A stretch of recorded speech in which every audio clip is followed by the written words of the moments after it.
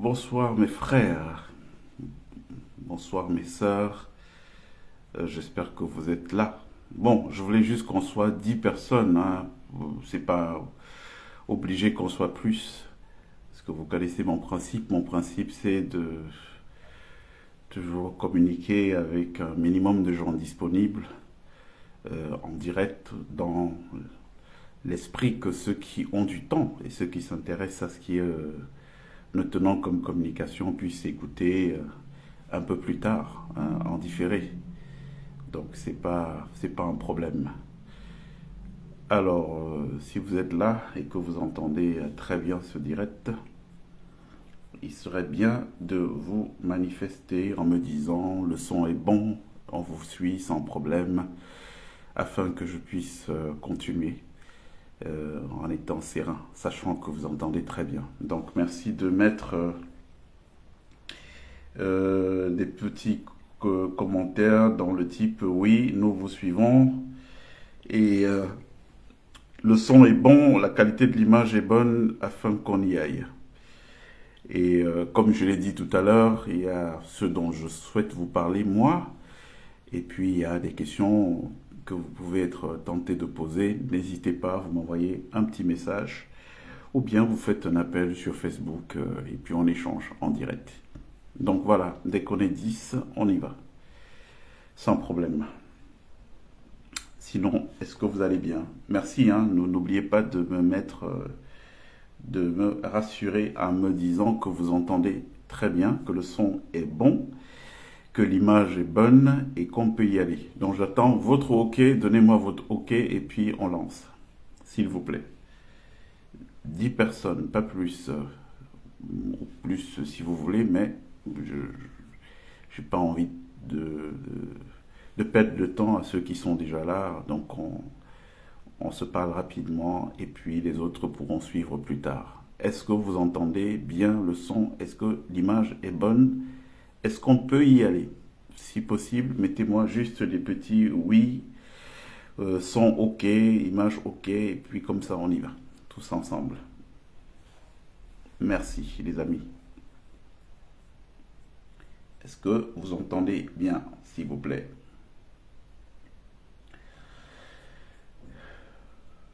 Puis, veuillez s'il vous plaît me confirmer si vous recevez 5 sur 5 la qualité sonore et puis l'image, si l'image est bien, afin qu'on puisse y aller, s'il vous plaît. Je ne vois pas encore de commentaires, de... sans problème. Alors... Voilà, je vois. Oui, oui, voilà, voilà. Bonsoir Alice.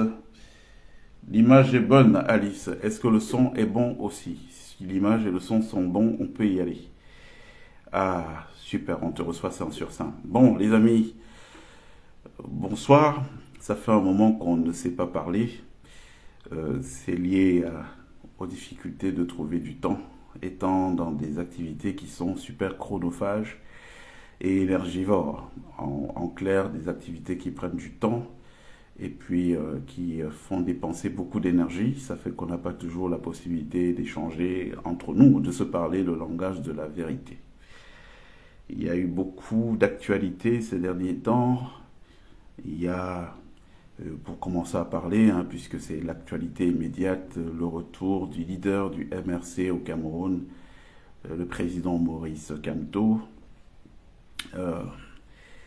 qui a créé une espèce d'agitation au pays. Bon, agitation que moi je ne comprends pas. Vous savez que toutes les fois que le président Biya doit faire le moindre déplacement, l'attitude qui est celle de ses partisans, en tout cas des responsables du RDPC, c'est de mobiliser des foules, de les masser sur le passage, sur son itinéraire, afin que ces derniers lui réservent le meilleur accueil. Pour moi, c'est normal. On doit le faire, ça participe de la vitalité de la vie politique, et puis c'est une espèce de baromètre pour mesurer le niveau de mobilisation. Donc je ne comprends pas que ça fasse un problème quand il s'agit d'un autre leader politique, fût-il d'opinion. Nous sommes dans un pays où la Constitution garantit la liberté d'expression, la liberté de se mouvoir de tous, et donc c'est tout à fait normal qu'un leader qui rentre après avoir tenu un meeting à l'étranger, et bien qu'il ait un moment de réjouissance avec ses supporters qui sont restés au Cameroun. Honnêtement, je ne vois pas pourquoi on en a fait un sujet. C'était tout à fait normal. La police, la gendarmerie, oui, peut-être, mais dans le sens d'encadrer positivement, mais pas dans le sens de faire de la répression. C'est une répression qui n'a pas de raison d'être. Si nous sommes en démocratie, je dis bien si nous sommes en démocratie, et jusqu'aux dernières nouvelles, il me semblait que le Cameroun est une démocratie et que voilà, les uns et les autres peuvent tout simplement dire leurs idées et puis avoir des supporters de ces idées, des militants, sans que ça me pose de problème. Donc j'ai pas très bien compris cet épisode. Hein, qu'est-ce que ça veut dire, euh, pourquoi cette tension, hein. Et moi, ce que ça m'inspire comme commentaire personnel, c'est que nous avons entendu des critiques émerger pendant la tenue du meeting ici à Paris. On a entendu des gens dire oui, mais le terrain c'est le Cameroun, pourquoi ces gens-là vont tenir des meetings en Europe, est-ce que c'est là-bas que ça se passe? Bon, alors s'il y a la crispation qu'on peut observer juste pour un retour, ben, ça va peut-être confirmer ce qu'on a aussi entendu comme élément de langage, argument contraire, qui disait l'impossibilité pour les leaders de politique d'opposition aujourd'hui de pouvoir organiser des événements en toute sérénité au Cameroun. Sinon, ce qu'on voit là n'a pas de raison d'être. Par ailleurs, il y a quelque chose qui m'a gêné un tout petit peu, parce que j'ai entendu la prose de certains hommes politiques camerounais essayer de dire oui, c'était quoi ce truc, c'était minable, pourquoi un meeting à la diaspora. Bon, j'ai trouvé que c'était pas très responsable comme prise de parole, parce que c'est qui la diaspora? Ben, la diaspora, c'est une grande partie de la sécurité sociale du Cameroun. C'est-à-dire que c'est le soutien que ces gens apportent aux familles qui permettent à l'État camerounais de tenir. Parce qu'il faut peut-être rappeler quelques chiffres pour que les uns et les autres, qu'on soit fixés sur la situation. Le Cameroun, c'est secteur public, 325 000 personnes qui ont un emploi, donc avec l'armée compris. Secteur privé, c'est, je crois, dans les 754 000 personnes. Donc toutes les entreprises privées, c'est les gens qui ont un salaire tous les mois, donc à peu près 1 million de personnes qui ont des salaires au Cameroun tous les mois. Sur une population de 30 millions d'habitants, ça fait à peine 3% de la population qui a un salaire tous les mois. Je parle d'un salaire tous les mois. Ça veut dire quoi? Ça veut dire qu'il faut que chacun de ces 1 million de Camerounais prenne en charge 30 personnes pour que le pays puisse s'en sortir. Alors c'est qui le gros de ceux qui prennent en charge ces Camerounais? Ben, c'est la diaspora. Je crois que il faut vraiment être dans un vrai schéma de sorcellerie pour oser dire, oser mépriser ou alors minimiser ces gens-là qui font vivre des familles. Je pense que beaucoup n'ont pas eu d'expérience professionnelle en Europe pour comprendre ce que c'est que travailler ici. Et quand tu as ton argent, sortir une partie pour l'envoyer chaque fin du mois au village. Le travail ici n'est pas une sinécure. C'est-à-dire on n'y va pas pour faire les ongles au bureau et puis à la fin du mois on vous paye un salaire. Parfois vous vous tapez 1 heure et demie de trajet le matin pour aller travailler, 1 heure et demie le soir. Quand vous arrivez chez vous, vous êtes complètement lessivé, vous n'avez même pas le temps de regarder la télé, vous vous endormez et le lendemain, bis repetita, ça recommence. Donc je pense que des gens qui font ça et qui ont gardé dans leur cœur, qui continuent à chérir dans leur cœur une part de leur frère resté au Cameroun, méritent un peu plus de respect. Voilà, et ce respect, je ne l'ai pas vu dans la prise de parole de certains responsables du RDPC. que j'ai entendu mépriser un peu hein, dans le ton. Le fait que le président du MRC parte du Cameroun pour venir entretenir des gens comme cela, qui portent le Cameroun à bout de bras. Je dis bien porter le Cameroun à bout de bras, face à l'incapacité de la gouvernance actuelle de pouvoir créer un avenir, de pouvoir créer des emplois, bref, de pouvoir offrir un rêve aux Camerounais qui sont assis dans les maisons, dans la souffrance la plus crasse. Donc, pour clore ce sujet, je pense qu'il n'y a pas de sujet, hein, je ne vois pas pourquoi un opposant qui était en meeting ou même qui était même en simple voyage de plaisance à l'étranger, si ses partisans veulent l'accueillir avec chaleur, je ne vois pas pourquoi il devrait avoir une mobilisation avec de la crispation. Il n'y a pas de mobilisation avec de la crispation, il y a juste d'envoyer la police, la gendarmerie, encadrer positivement cette rencontre sans qu'il y ait de sans en faire un problème. Voilà. Bon, je parlais du RDPC tout à l'heure, on a vu tous ensemble. Merci Angèle Evinas et merci d'être là ce soir. Il y a Kléber, Jahan aussi, je vois Shep. Il y a voilà, Nadine NK qui dit travailler 16 heures sous le vent et dans le froid. Les gens ne se rendent même pas compte. Il faut être particulièrement altruiste pour gagner son argent en Occident et en prendre une part et envoyer chaque mois pour s'occuper des gens en Afrique. Il faut être à un autre niveau d'élévation d'esprit pour le faire. Parce que la société d'ici vous durcit, vous endurcit, fait de vous quelqu'un qui n'a même pas, qui perd un tout petit peu, qui devrait perdre un peu de sentiments. Oui, parce que c'est dur.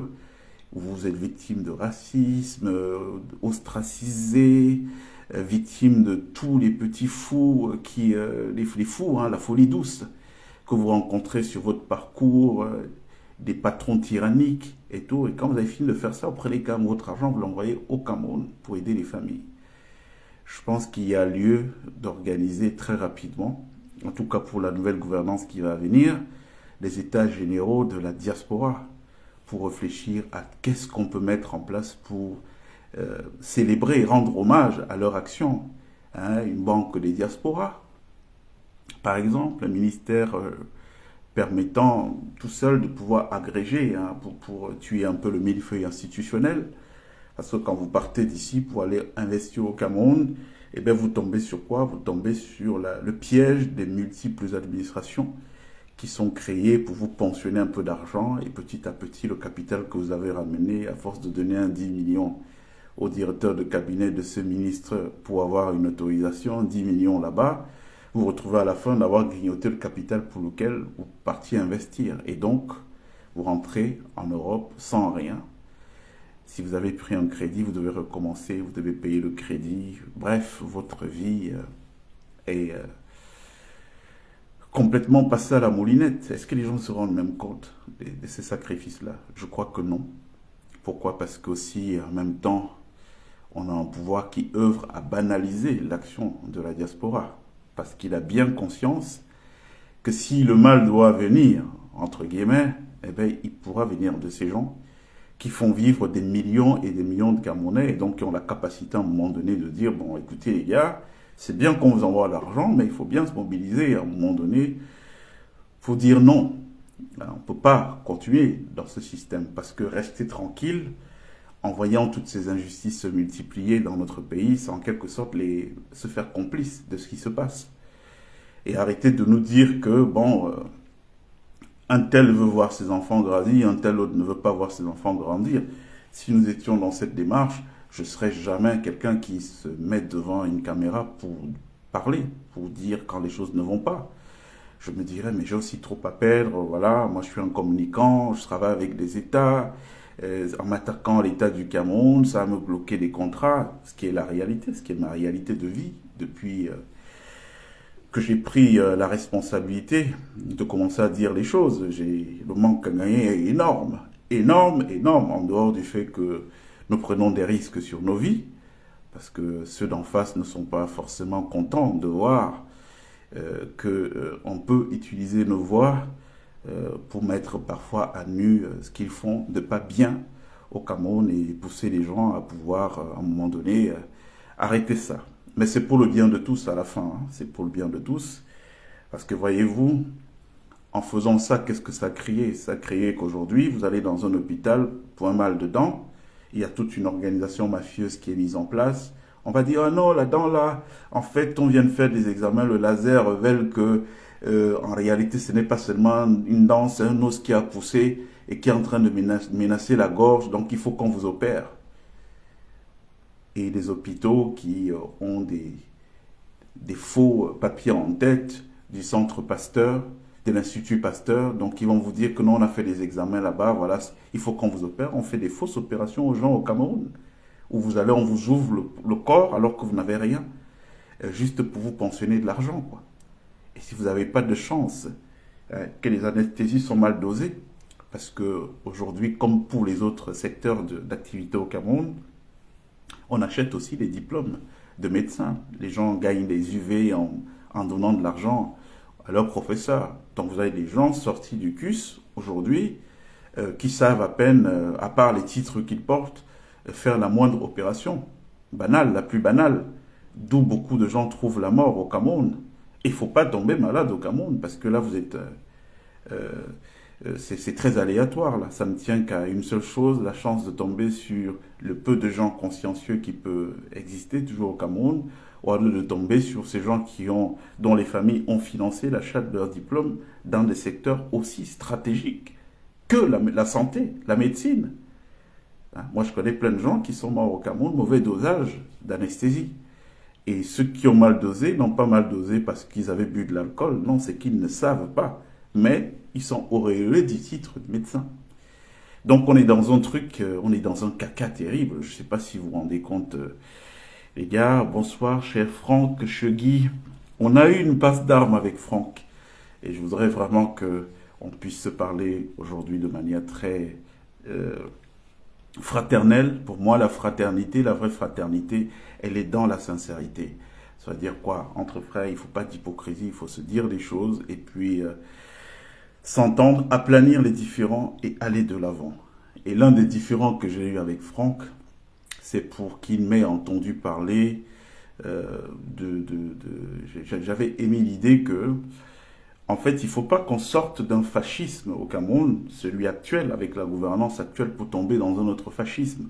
Nous, on est mobilisés pour que le Cameroun change. Nous mettons tous nos moyens, toutes nos ressources, toute notre énergie et tout le réseau relationnel que nous avons pour que le Cameroun change pour l'ensemble des Camerounais. Nous, on n'est pas forcément porté par autre chose.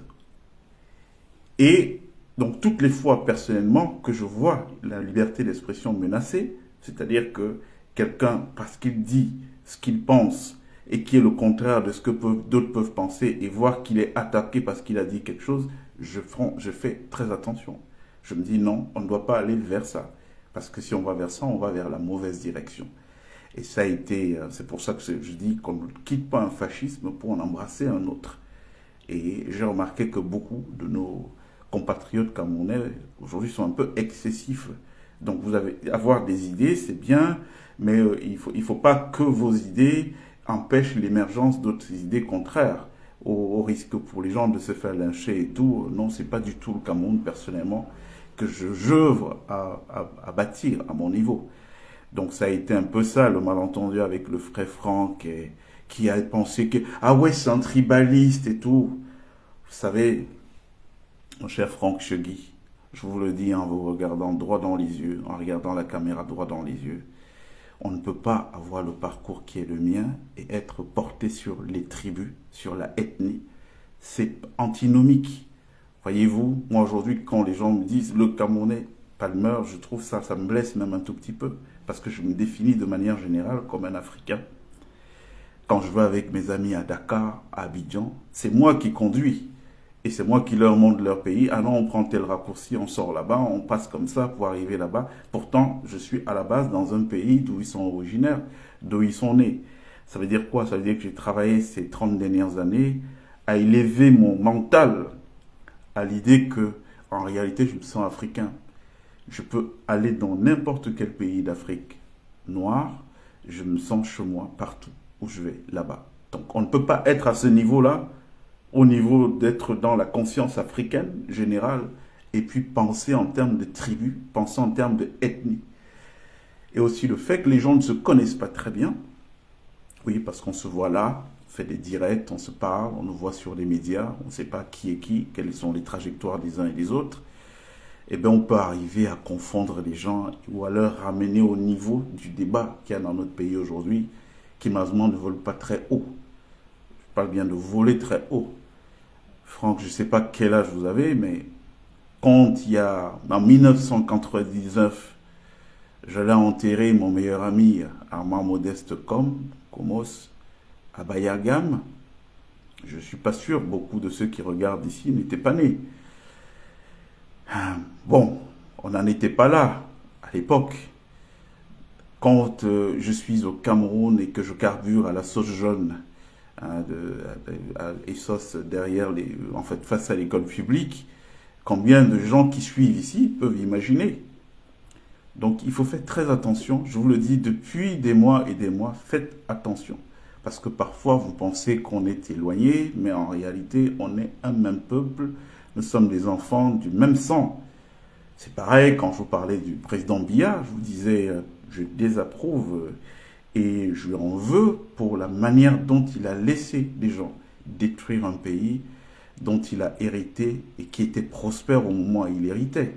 Mais si vous me donnez un couteau de main pour que je le pointe sur le président Biya, non, je ne pourrais pas traverser son sang. Je l'ai toujours dit.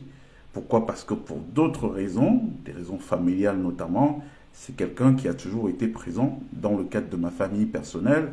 Chaque fois qu'il y a eu un problème, toutefois qu'il y a eu un malheur, un tout, il s'est toujours manifesté. Et donc, à ce titre-là, tout en étant contre sa politique, tout en étant contre sa gouvernance, et puis tous ces gens-là qu'il est venu nous mettre à la tête du pays et qui ont fait du Cameroun un pays dont tout le monde se moque aujourd'hui, je peux savoir faire la part des choses. Donc bref, ce que je veux dire, c'est que on ne peut pas s'élever un matin, mon cher Franck Chely, commencer à porter un combat comme celui que nous menons si on est au niveau des ethnies. Ah ouais, parce que si on est encore au niveau des ethnies, on ne peut pas être habité par le niveau de conscience qui nous fait oublier nos propres vies. Oui, parce qu'on prend des risques. Vous savez, moi, je ne communique pas sous un pseudo, hein. Je communique en tant que moi et j'utilise un nom, un label que j'ai construit avec difficulté dans un monde où moi, je n'étais pas dans un réseau. Moi, je ne suis pas pédé pour dire que, bon, voilà, il a grimpé parce qu'il était dans les réseaux gays, on l'a poussé, on lui a donné. Non, ce n'est pas la force du travail, Franck. Donc, on ne prend pas un tel nom qu'on a mis des difficultés, des sacrifices à construire, et puis on vient, on le jette en pâture comme ça, pour un combat, si on n'est pas habité par une idée de dépassement de soi, et de penser à l'intérêt collectif, aux générations d'après. Qu'est-ce qu'elles vont devenir? Parce que le Cameroun de demain, je suis désolé de vous le dire, mais moi, je n'attends pas d'être demain en gestion d'un pays. J'attends demain de soutenir des dynamiques nouvelles qui sont en train de naître, que nous sommes en train de pousser. Et puis nous, on jouera les rôles de conseillers pour soutenir, ouvrir des portes, des couloirs pour ces nouveaux jeunes-là. C'est vous, là, c'est votre génération qui doit prendre les choses en main. Parce que moi, aujourd'hui, ça fait 30 ans que je travaille. Je n'ai pas l'air comme ça, mais j'ai commencé jeune, j'étais un gamin. Et ça fait 30 ans que je travaille. Et quand on travaille depuis 30 ans, après 30 ans, si on a bien travaillé, on n'aspire pas vraiment à recommencer à donner l'énergie qu'on donnait au début de sa carrière. Non, on aspire à être dans la transmission, à être dans le soutien des étoiles montantes et tout. Moi, voilà comment je vois les choses. On parlait du RDPC tout à l'heure. Quand on voit un jeune comme Léon Teller Onana se lever dans un parti qui a muselé toute forme de débat pluriel, et puis de dire, bon voilà, il y a telle chose qui ne marche pas, et puis il faut y remédier. À force de parler à des gens qui n'entendent pas, de se dire, bon voilà, il y a une justice camerounaise, on va s'en référer à elle, et puis voir, regarder. Il faut un courage. C'est des gens comme ça que nous devons soutenir demain, parce que c'est un jeune, c'est un petit frère de loin. Moi j'ai des enfants qui sont grands aujourd'hui.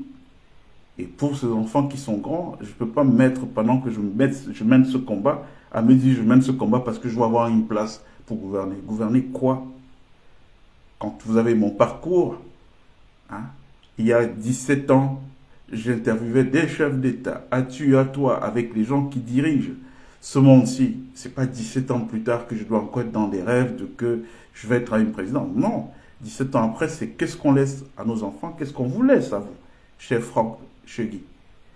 Ce qu'on doit vous laisser à vous, c'est un pays en vous donnant les clés, en vous montrant ce qui n'a pas marché.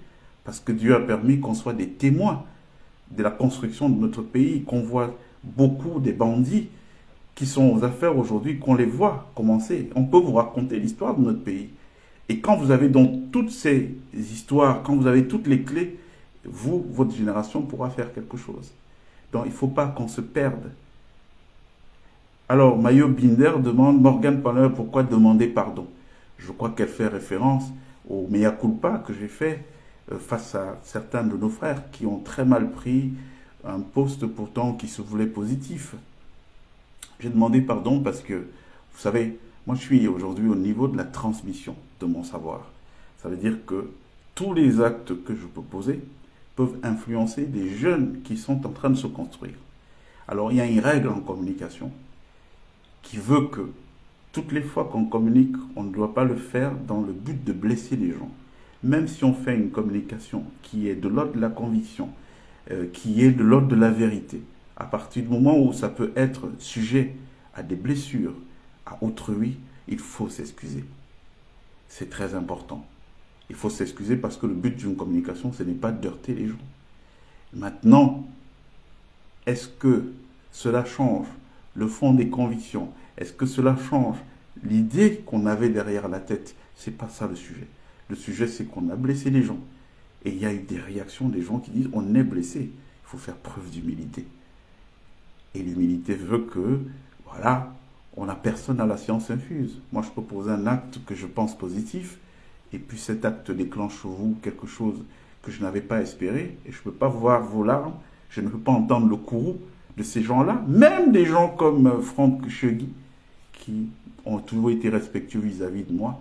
Je les ai vus virer à autre chose, à me regarder avec d'autres regards, au point où je me suis dit, mais tiens, ça veut dire que ces gens n'ont rien retenu de tout ce que je dis depuis ce temps-là. Mais il y avait des blessures. Quand il y a des blessures, il faut s'excuser. Voilà, c'est très important. Peu importe le fond de la chose, toutes les fois que vous heurtez les gens, vous les blessez, la démarche d'humilité veut de dire, pardon, je ne l'ai pas fait pour blesser, je l'ai fait avec une autre idée. Mais si ça vous a blessé, je vous prie de m'excuser. C'est ce qu'on m'a enseigné dans la vie et c'est le B à bas de la communication. On ne communique pas pour blesser les gens ni pour leur heurter. On communique parce qu'on a un message qu'on souhaite passer. Voilà. Donc, c'est Julienne là qui dit, le problème c'est qu'ils prennent tout mal, mais c'est incroyable. Le problème, Julienne, c'est qu'il faut de tout pour faire un monde. Et il faudra à terme qu'on fasse preuve de beaucoup de tolérance. Si nous voulons construire un Cameroun qui est merveilleux pour tous, il faudra qu'on fasse preuve de beaucoup de tolérance et qu'on ne se place pas toujours dans les perspectives à exacerber les antagonismes, parce que ça ne pourra pas permettre au Cameroun de grandir. On est obligé d'être ensemble. Alors, il y a Vivi qui dit, d'après vous, il n'y avait que les Bami à Paris, c'est ce que j'ai compris, hein. Mais non, c'est pas ce que j'ai dit. Alors, je vous explique ce que je voulais dire. Le meeting était celui du MRC. Vous savez, je connais beaucoup de responsables du MRC à titre personnel. Quand il était à la prison centrale de Konangui, demandait à Mamadou Mota si plusieurs fois je n'ai pas été le saluer. Je l'ai salué. Est-ce que Mamadou Mota, il est de l'Ouest? Non. Bibou Nissak, je le connais. Nous avons partagé les plateaux. Est-ce qu'il est de l'Ouest? Non. Donc, il ne peut jamais être de ma bouche sortir l'idée que non, ce n'est que les Bamis. Je n'ai jamais dit ça, même dans ce que j'ai écrit. Ce que j'ai dit, et il faut que les gens comprennent très bien, quand je dis une mention spéciale aux Bamileke pour leur patriotisme, j'explique de manière très simple. Ce que je voulais dire par là, c'est que voilà des frères qui ont toujours été mobilisés dans tout ce qu'ils font. C'est-à-dire que si nous pouvions, chaque peuple du Cameroun, chaque communauté camerounaise, avoir le niveau de discipline, d'organisation et tout, je pense qu'on aurait un pays qui serait en réussite de manière globale. Voilà. Donc j'ai juste voulu faire un clin d'œil appuyé pour susciter de l'émulation, dire, bon, vous voyez, c'est comment ces frères-là, ils ont la capacité de se mobiliser. Mettons-nous d'accord. Si, au-delà du fait qu'il y avait tout type de Camerounais là-bas, Abdelaziz Moudé, c'est un ami. Il était à ce truc. Est-ce qu'il est Bamileke? Non. Mais au-delà du fait qu'il y avait tout type de Camerounais là-bas, reconnaissons que s'il n'y avait pas eu une mobilisation bamileke, comme ils savent le faire, les qui ont les foyers Banjoun, Bayangam, un peu partout dans le monde, citez-moi une autre communauté camerounaise qui sait faire ça. Moi, je veux bien la voir, cette communauté camerounaise. Je n'en connais pas. Donc, si ces gens ne s'étaient pas mobilisés comme ça pour que les choses marchent, et on peut être d'accord, vous et moi, que ça ne pourrait jamais donner la même chose. Donc, en fait, quand je le faisais, ce n'était pas pour stigmatiser. L'erreur, si on peut appeler ça l'erreur, c'est que moi, je n'ai pas de bouquet africain chez moi, je n'écoute pas CRTV, ni les chaînes camerounaises, donc je ne savais pas qu'au même moment où moi j'ai dit ma phrase, dans le contexte de ce que je viens de vous dire, donc dans le contexte de dire bravo, et pour que ça puisse créer de l'émulation chez d'autres, apparemment, au Cameroun, certains adversaires utilisaient ces arguments pour dire que oui, c'était une tontine du village, et tout pour dire que bon, leur mobilisation n'a pas réussi, c'était juste une tontine du village. Moi, je ne savais pas ça. Donc, je l'ai su le lendemain parce qu'il y a un copain qui m'a bien expliqué. Je ne comprenais pas au départ les attaques qui faisaient de part et d'autre. Et c'est un ami qui m'a dit non, mais au Cameroun, tu reprends les arguments qui sont développés au Cameroun. C'est là que j'ai compris. Et je me suis dit, ah, mais si telle a été perçue, ma démarche, il faut très rapidement que je le corrige. Ce n'était pas dans l'intention de répéter. Mais écoutez, ça fait presque 1 an et demi, bientôt, que je mène une fronde contre la manière dont notre pays est gouverné. Donc, à quel moment, donc, moi, je reprends des arguments qui sont les leurs alors que je suis contre eux pour des gens qui sont dans le combat comme nous? Ça n'a pas de sens. Ça n'a pas de sens. J'ai entendu les gens dire, oui, on l'a acheté. Mais vous êtes des blagueurs. Vous pensez que on fait ce que je fais là si on est motivé par de l'argent? Ben, si je suis motivé par de l'argent, il y a d'autres façons de procéder. Il y a d'autres façons de procéder. Donc c'était un peu ça. Il faut pas que les gens prennent ça mal. C'était fraternel, tout simplement. C'est comme quand on dit, oh le Bassa il est marché avec les termes dans la poche, mais il n'y a pas lieu de fâcherie pour ça. On rigole, hein, on tourne ça et tout. Hein. Voilà. Donc c'était pas du tout dans un esprit belliqueux ou politique. Oui, là, le RDPC. Pourquoi je vais reprendre moi les arguments du RDPC pour faire quoi? Alors que je critique leur gouvernance. Ça n'a pas de sens. Donc il faut être très clair et n'amenez pas le truc sur le plan tribaliste. Parce que je suis au-dessus de ces questions. Moi, je me sens africain. Même pas camerounais, mais africain. Donc quand on me réduit à un pays, ça me gêne déjà, à plus forte raison à une ethnie, quoi. Vous vous rendez compte? Donc c'était un peu ça. Oui, Mayo Binder dit la communauté Peul Fulani, ouais, les Peuls qu'on retrouve un peu partout, qui viennent du Massina, au Mali. D'ailleurs, il est dit que notre premier président, Amadou Ahidjo, était originaire du Massina au Mali, d'où les premiers accords de libre circulation entre le Mali et le Cameroun signés à l'époque avec Modibo Keïta. Donc, voilà. Donc, c'est ça. Il y a Franck Cheguiti. Morgan, avez-vous des nouvelles d'Émile Parfait-Sim? Est-ce que la justice russe ne peut pas prendre ce dossier lié Pliman en charge?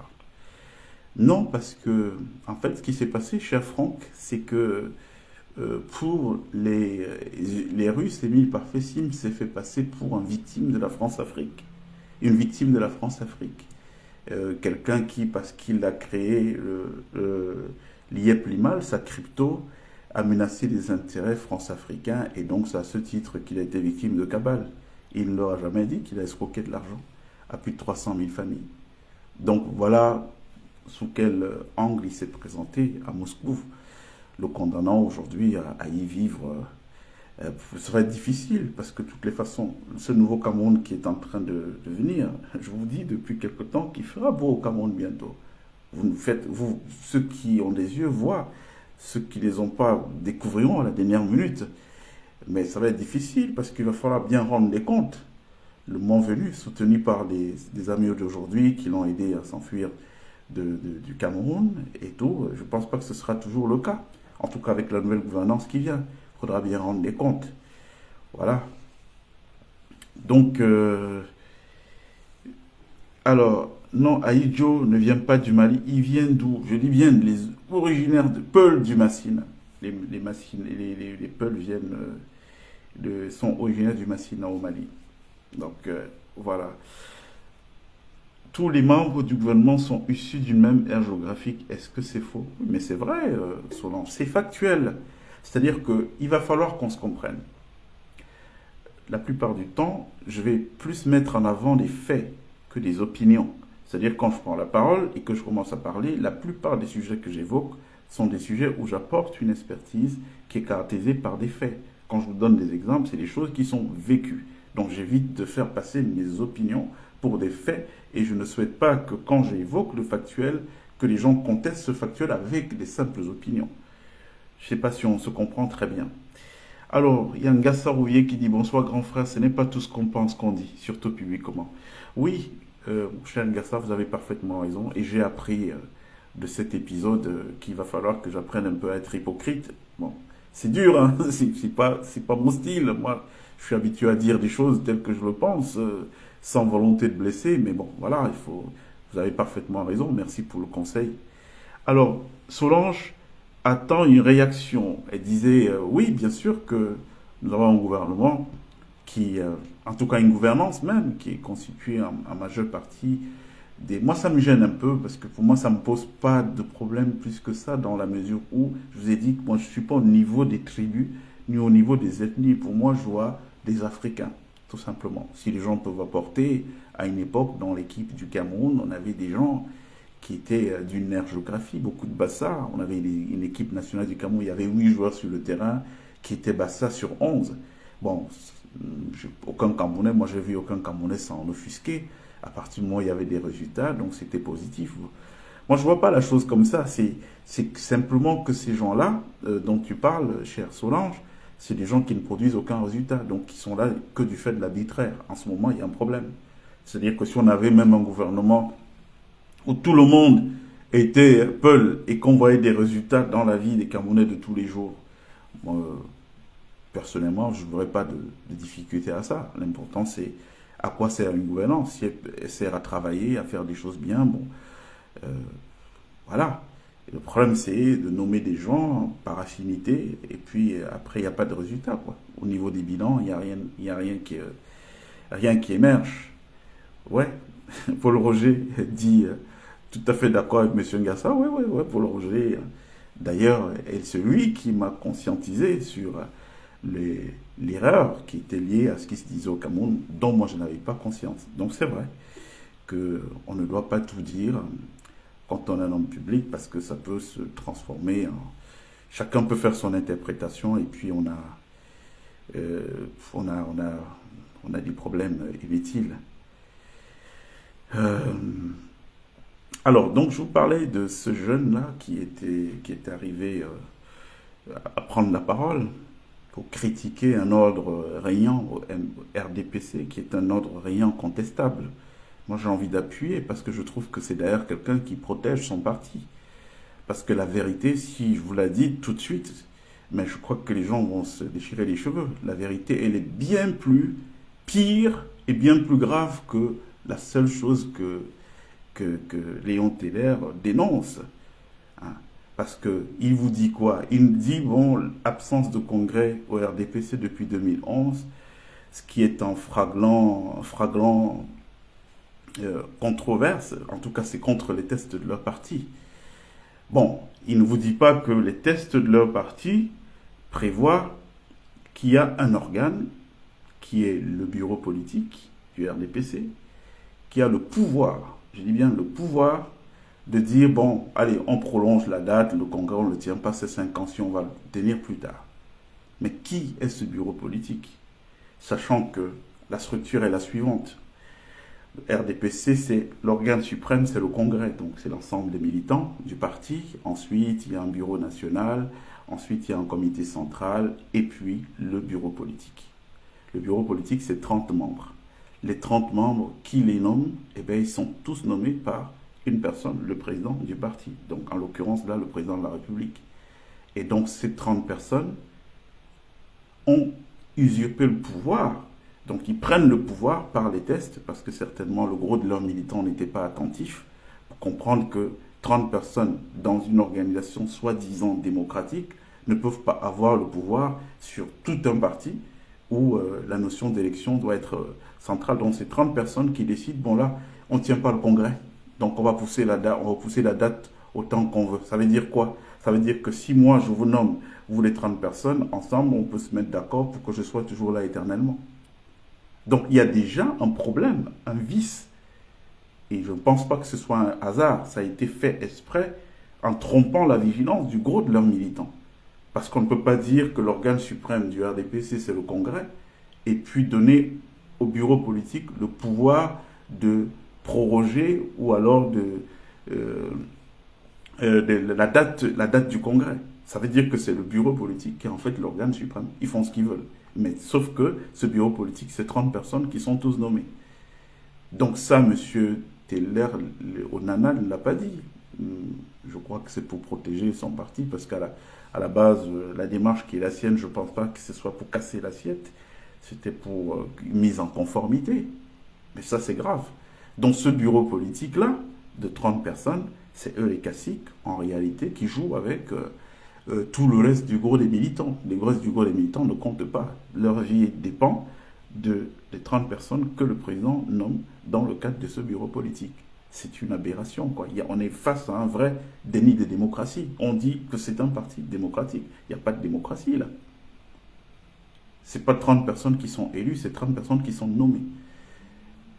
Et donc, ces gens-là, ils ont oublié, sur du pouvoir, ils ont oublié de tenir un congrès en se disant, bon, de toute façon, personne ne nous regarde, donc on s'en fout.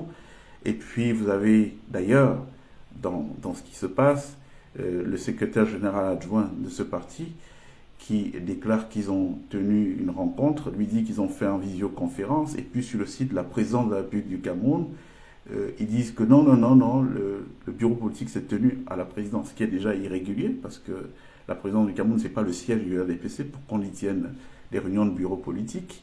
Donc, on a sur le site de la présidence que le bureau politique s'est tenu là-bas, et on a du côté du côté du secrétaire général, il prétend que ça a été en visioconférence. Alors, qui dit vrai? Faut clarifier ces choses-là. Donc, on a quelque chose de bien plus grave que ne le dit Léon Teller. Et d'ailleurs, nous, on regarde avec les amis du Cameroun ce que fera la justice camerounaise. Parce que moi, il y a plusieurs mois aujourd'hui que je dis qu'il n'y a pas d'État, il n'y a plus d'État de droit au Cameroun. La justice est aux ordres. On va avoir une manifestation très très claire de ce que je vous dis à l'issue de ce qui va se passer. J'ai entendu dire déjà qu'il y a un procureur qui a requis l'incompétence du tribunal. Vous vous rendez compte? Il faut quoi d'autre comme preuve pour montrer qu'il y a un problème? Qu'est-ce qu'il faut d'autre comme preuve? Bref, je voulais saluer le courage et puis l'abnégation de ce jeune Camerounais, là, Léon Teller Onana, qui a pris sur lui. D'ailleurs, je l'ai reçu en télévision pour ça, parce que je trouvais qu'il avait une démarche qui était inhabituelle dans un pays où tout le monde est castré. D'ailleurs, je me demande comment il a échappé, comment il n'est pas passé à tabac, puisque c'est... ADPC, vous ne faites pas un pas sans qu'on ne vous convoque dans une chambre. On a entendu Roméo Dika être très loquace sur ces questions-là. Donc voilà, c'est plutôt une bonne nouvelle, et je crois que d'autres jeunes devraient s'en inspirer, même comme si j'ai été assez surpris de voir que parmi ceux qui ont été instrumentalisés, aller l'attaquer à longueur d'émission sur les plateaux, c'est d'autres jeunes du RDPC. C'est juste dommage. Parce qu'à défaut de mener le même combat, on pourrait se taire et ne pas être l'instrument par lequel on liquide un jeune. Observez bien que les vieux enfin, quand je dis les vieux, les anciens si vous préférez, qui dirigent le Cameroun depuis les 3 dernières années, ils ont quelque chose de formidable, c'est qu'ils sont d'une très très grande solidarité. Ah oui, ils sont d'une solidarité. Pour être dans certains secrets, je sais qu'il y en a certains qui ont voulu prendre leur retraite et à qui le président a dit mais non, tu restes, on partira tous ensemble. Et ils sont là, par solidarité, ils ne sont pas des coups de pute. Hein. Ce n'est pas les jeunes Camerounais d'aujourd'hui qu'on achète pour détruire d'autres jeunes et puis ils jouent à ce jeu-là sans se poser la question de savoir mais les vieux ils vont partir. Et demain il y aura une nouvelle gouvernance qui va émerger. Qu'est-ce qui va se passer? Hein.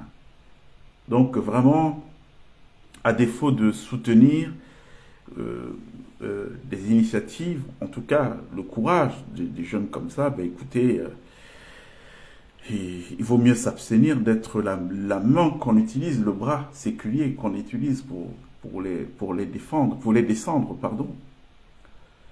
Et parlant de courage, on a vu aussi le commissaire Léopold Albert Ebene sortir de sa réserve après 18 ans de silence, sans doute pour respecter un code de l'honneur, sortir de sa réserve pour dire, mais non, si le but du jeu c'est qu'on nous remette quelqu'un d'autre du même système actuel, mais il vaut mieux que ça se gâte.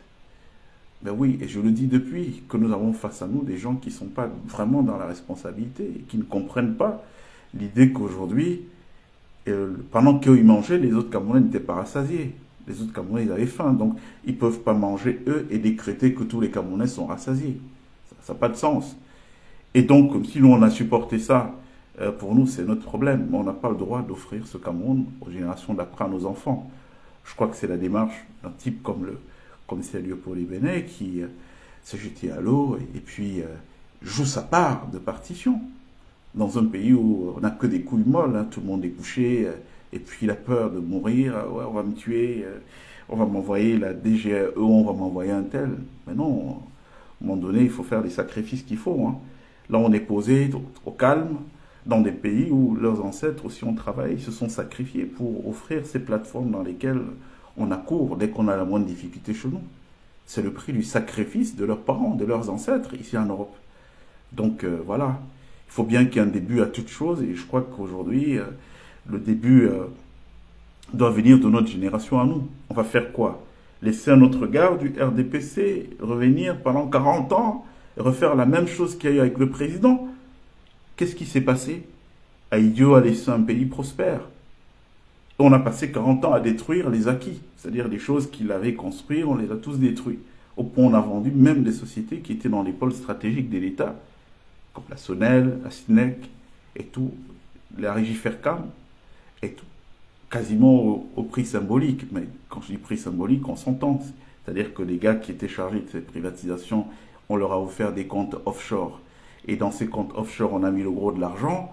Et puis, ils ont déclaré au Cameroun, bon non, on a pu vendre seulement à 15 milliards et tout, alors qu'ils ont encaissé parfois le double, le triple de cette somme à titre personnel. Vous vous rendez compte dans quoi on est? Donc, ils ont trouvé un pays qui était prospère et puis ils ont tout détruit. J'ai entendu les gens dire oui, les programmes d'ajustement structurel, c'est vrai, mais les programmes d'ajustement structurel, si on est vraiment, on nous parle d'intellectuels qui dirigent le Cameroun, permettez-moi de rigoler. Moi, je ne vois pas d'intellectuels au Cameroun. On ne peut pas avoir des problèmes d'eau, d'électricité et tous les problèmes basiques. Vous avez des gens qui écument les télévisions à longueur de journée pour parler du sexe des anges. Hein?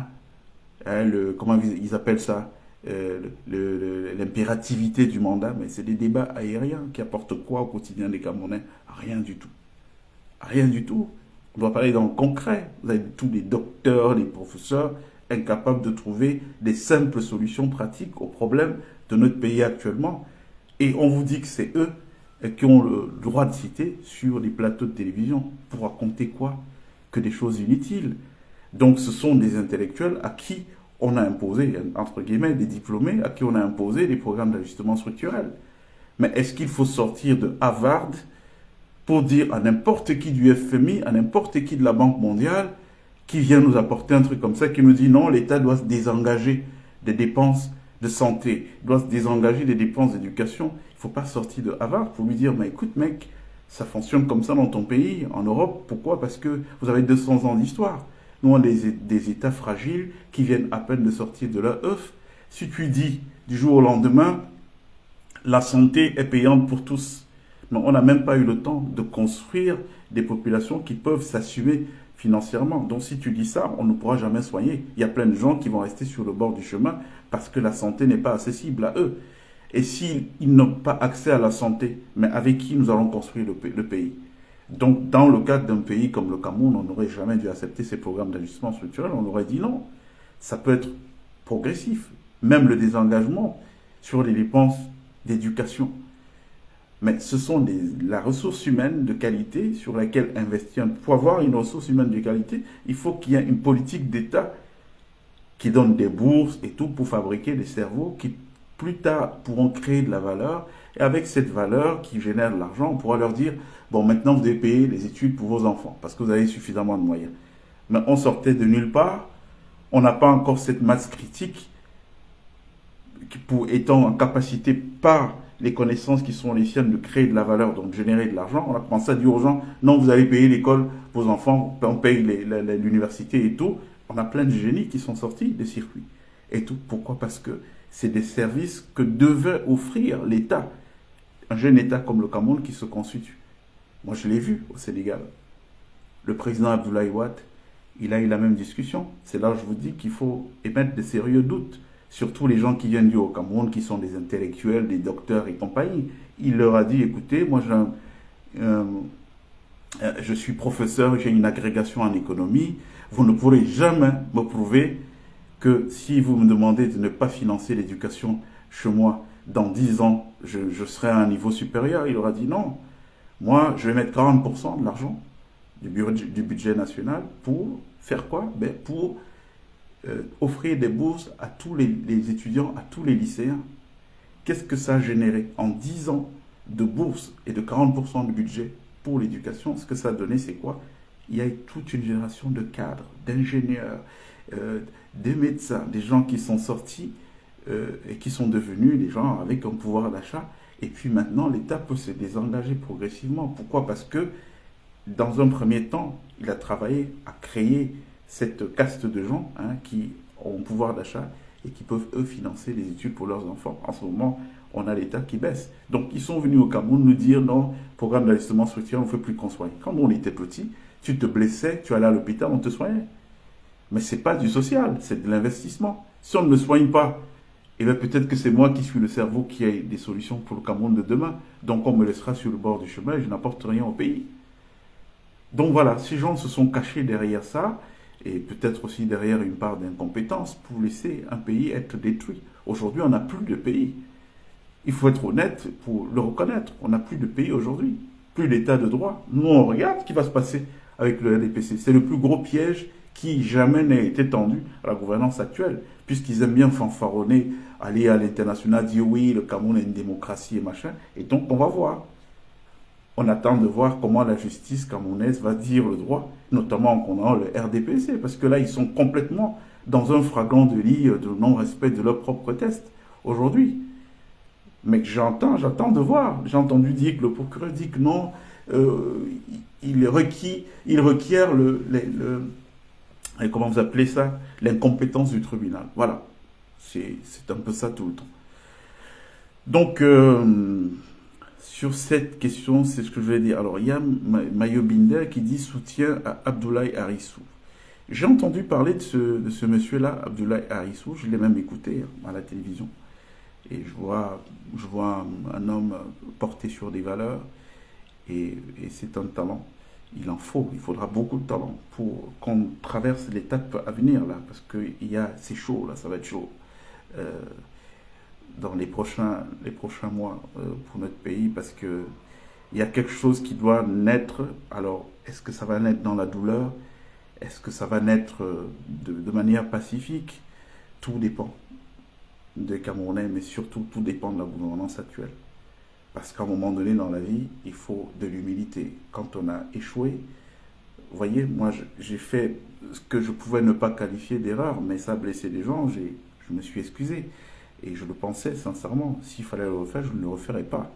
Vous comprenez? Donc, je pense que cette démarche d'humilité peut être aussi celle de ceux qui nous gouvernent. Pourquoi aller contre la volonté populaire? 43 ans pour faire des choses. Si vous n'avez rien pu faire, ben, c'est que vous ne pourrez rien. Même si on vous donne 100 ans de plus, vous ne pourrez rien faire. Parce que vous n'avez tout simplement pas une culture de bâtisseur, vous avez une culture de jouisseur. Voilà. Au moment où vous ne construisiez pas le Cameroun, vous achetiez des maisons à l'étranger, à l'international. Les comptes étaient garnis dans les banques et tout. Donc les mecs, vous ne pouvez pas aller laisser. Et puis d'autres personnes viennent. Maintenant, si vous voulez vous accrocher à tout prix, bon, ça donnera ce que ça donnera. Mais ça n'augure de rien de bon. Alors, il y a quelqu'un qui me demande, penses-tu que les institutions chez nous sont devenues des instruments au service d'un clan? Ben, bien sûr, bien sûr. Il faut voir les systèmes de cooptation. Je vous en parlais tout à l'heure de Léon Teller. Je me disais, mais lui, c'est un ovni. Parce que dans cette gouvernance-là, c'est difficile d'avoir le moindre strapontin sans qu'on vous couche. Et donc, les gens qui, puisqu'ils ont mis en place la kakistocratie, ça veut dire quoi? Ça veut dire que ce n'est pas parce que vous êtes brillant que vous avez un poste ou que vous êtes coopté. Non, vous êtes coopté parce soit on vous a couché, soit on vous a fait faire un pacte humain et tout ce que vous voulez, un sacrifice humain. Et donc, un gars qui a fait ça, vous pensez qu'il doit allégeance à qui? Au peuple camerounais? Aux institutions? Ou il fait allégeance à la personne qui a été son parrain, qui l'a mis là? Donc, c'est juste, il ne faut pas rêver, quoi. Il y a Vivi qui dit qu'elle est restée longtemps dans le déni, mais là, elle est obligée de se faire une raison. Alors, David Bikim dit, Maï Binder, l'autre avait dit, je cite, Mbamileke ne sera jamais présent au Cameroun. Allez, je viens de vous répondre sur la question, c'est des enfantillages. On est tous Camerounais, ceux qui peuvent apporter, et je crois que ils peuvent beaucoup apporter. Oui. Pourquoi? Parce que si on parle de la légitimité, vous voyez le prix du sang qu'ils ont payé là, dans l'histoire de notre indépendance, parce que les gens oublient souvent l'histoire. Chez nous, même ici, où les gens, où on a autorisé ces massacres, ils reconnaissent eux-mêmes le carnage qu'ils ont fait. Donc des gens qui sont mobilisés, qui ont payé le prix du sang fort. Pourquoi? Comment peuvent-ils être disqualifiés quand on parle de potentiels futurs gouvernants au Cameroun? Ça n'a pas de sens, quoi. Ouais, ça n'a pas de sens. Il faut arrêter. Alors, Hervé Henri Menot dit, bonsoir Vaillant Morgan, le tribalisme est anticonstitutionnel. La Constitution est le socle de notre unité nationale pour laquelle nous sommes égaux en droit. En effet, d'ailleurs, on parlait tout à l'heure d'état de droit. Ça tombe bien, Hervé Menot est là.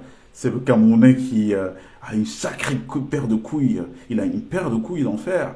Il vit au Cameroun et il allait porter plainte contre qui? Près de 29 membres. Et en bref, de la gouvernance actuelle pour l'usage qu'ils ont pu faire des fonds Covid.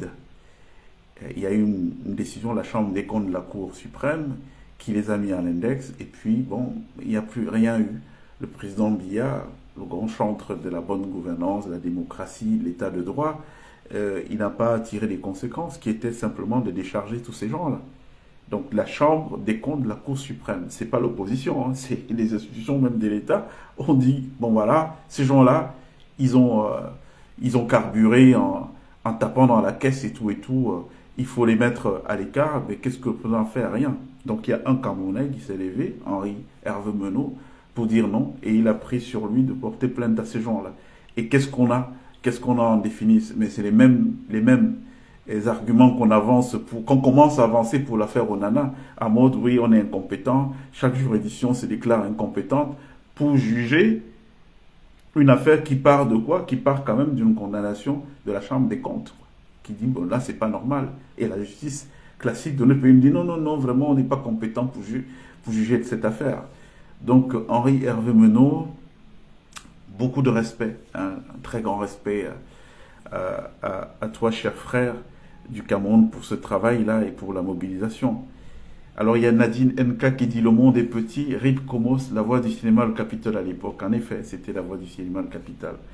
Mon ami d'enfance, que j'ai été enterré à Bayangam, c'était le fils du roi des Bayangam, Pokwamkom Christophe, donc il y a plus de 25 ans aujourd'hui. J'étais allé à Bayangam pour l'enterrer et tout, et j'ai toujours en mémoire son souvenir et tout. pour ceux qui disent, qui osent penser qu'on peut être des gens qui apprécient les autres parce qu'ils sont d'une tribu ou d'une ethnie et tout. Voilà. Donc le monde est vraiment petit, Nadine Nka, donc faites attention quand vous voyez des gens et vous voulez les réduire à- Ah ben Nadine Nka était à ce deuil à Bayangam, donc on a dû se voir à Bayangam, puisque j'y étais avec Joyce Fotso et puis Alex Yewe et puis un certain nombre d'amis à l'époque de Comos. On a été là-bas. Voilà. Alors, Vivi, Nanou, un plaisir de te revoir. Ben écoute, c'est partagé, hein, moi aussi.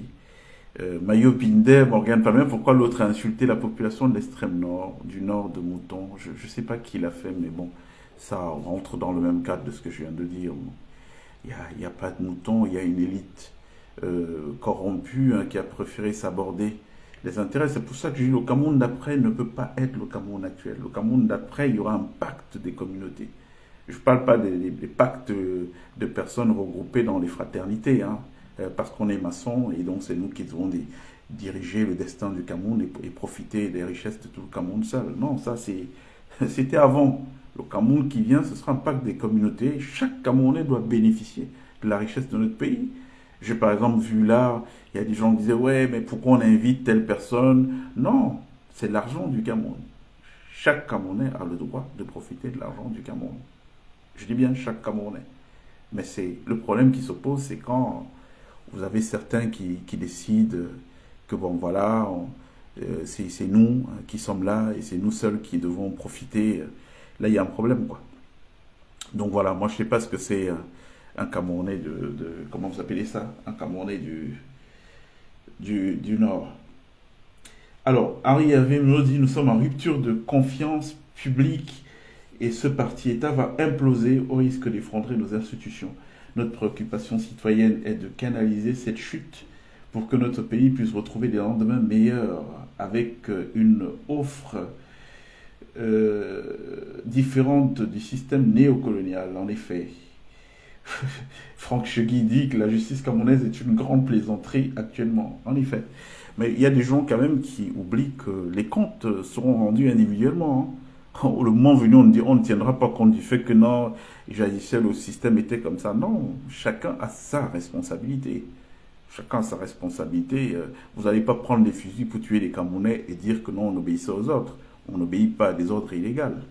Donc dites non, quitte à ce qu'on vous vire de vos postes et puis on retiendra pour l'histoire que bon, lui, on l'a viré parce qu'il a dit non.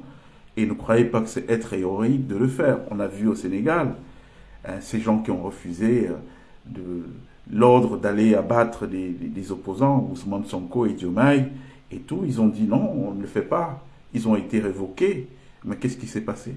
Puisqu'il y a une justice divine, quelque temps après, Sonko, Diomaye sont arrivés au pouvoir, et ces gens aujourd'hui sont ministres dans le gouvernement.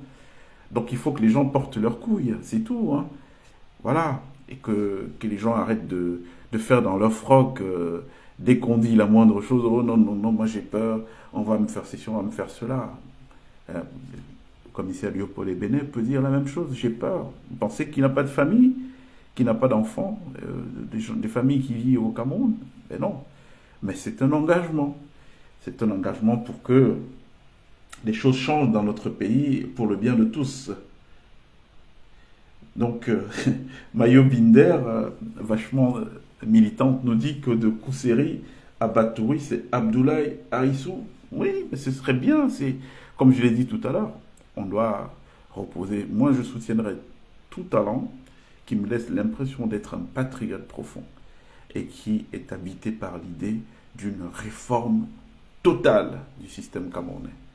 Un système où on fera appel à des talents, fera appel à de la vraie expertise, un système qui ne connaîtra pas le tribalisme, un système qui est mu par l'idée de servir au lieu de se servir, afin que leur service soit utile pour le Cameroun. Voilà. Quiconque porte ces idées aura mon soutien, puisque moi je suis candidat à rien. Juste un acteur du changement, et un très grand activiste du changement, si on peut le dire, et puis on fait tout ce qu'on peut pour qu'on apporte des solutions à notre pays, qu'on ne peut pas laisser dans son état actuel. Alors, il y a qui d'autre? Il y a Catherine qui dit, de toute façon, comment ils gèrent leur parti, c'est pour eux qu'ils aillent se reposer. Oui, c'est vrai, Catherine, Hélène, qu'ils aillent se reposer, parce qu'on, voilà, il y en a marre. Quelqu'un dit, peut-on être président de la République et être en même temps président d'un parti? Très bonne question, Georges Penda. C'est-à-dire qu'on est sur une imposture depuis le départ. La constitution camerounaise dit qu'on ne peut pas, quand le président de la République ne doit pas avoir d'autres mandats électifs. Mais depuis 1986, je crois que c'est en 86 ou en 84 que le RDPC a vu le jour. Je ne me rappelle plus très bien, c'était à Bamenda, je crois 86, un truc comme ça. Le président Biya est toujours président national du RDPC. C'est-à-dire que violation flagrante de notre constitution. Et ça ne dit rien aux gens. C'est-à-dire, je parlais tout à l'heure du jeune Léon, qui ménage, parce que je ne pense pas, quand je regarde son niveau d'acuité intellectuelle, je ne pense pas qu'il puisse ignorer ces choses-là, mais il ne les a pas relevées. Hein. Voilà des incongruités. Donc Georges Penda, on est d'accord que ça aussi même, déjà, c'est un problème. Et personne ne l'a relevé jusqu'aujourd'hui. Et c'est là où on est en droit de s'interroger sur notre opposition camerounaise. Vous pensez que tous les grands qu'on a là, qui connaissent les questions liées de droit et compagnie, pourquoi ils n'ont jamais posé de questions sur ça? Pourquoi ils ne sont jamais indignés de dire, mais voilà, président national du RDPC et candidat naturel du parti? C'est bizarre, quand même, non? Sachant que, je crois qu'ils sont salariés, hein. Ça veut dire que lui, il est président de la République, il ne doit pas avoir une autre fonction salariée ailleurs, mais il touche des dividendes dans le cadre du comité central du RDPC, auquel il appartient toujours. C'est illégal complètement. Donc je suis d'accord, Georges Penda, normalement, le président Biya ne doit plus rien avoir à faire officiellement avec le RDPC. Voilà. Le RDPC Cameroun est une dictature, il n'y a rien à comprendre. Tout à fait d'accord, mon cher Gassard Rouvier. Alors, Louise-Marie Loé dit, le débat politique au Cameroun a besoin de votre grandeur d'esprit. Impliquez-vous, dit davantage d'une manière ou d'une autre. Merci, Louise-Marie. Franck Chegui dit, en fait, vous avez raison, l'appartenance ethnique n'est pas importante. Le problème de l'équipe gouvernante actuelle est qu'elle est incompétente. C'est vrai. Elle est incompétente, personne ne peut discuter. Mais ces gens, ils ont créé quoi? La question de base, qu'est-ce qu'ils ont créé? 43 ans, on n'a rien qui marche. Il y a des problèmes d'eau, des problèmes d'électricité. À l'époque, moi je me rappelle, le train, on avait 3 trains par jour. On avait même la couchette là, pour aller de Yaoundé à Douala. Toutes ces choses ont disparu. Moi, quand j'étais au Cameroun, gamin, il y avait Célucam. J'étais à Tchang dans mon enfance. J'habitais au centre climatique et tout. Il y avait un aéroport à Tchang. Hein, pas très loin du lac Photo, pour ceux qui connaissent un peu Tchang. Hein, on avait construit l'aéroport dans la proximité, certainement pour que, bon, en cas de sinistre, qu'on puisse trouver de l'eau, les pompiers et tout. Il y avait un aéroport. Nous, on voyageait avec mes parents pour revenir dans les métropoles à Yaoundé ou à Douala en prenant de l'avion, certaines fois.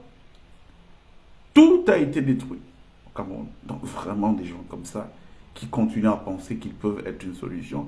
Maintenant, il y a un problème qui se pose. Et il est à l'international. Nous sommes en plein débat sur ces questions-là.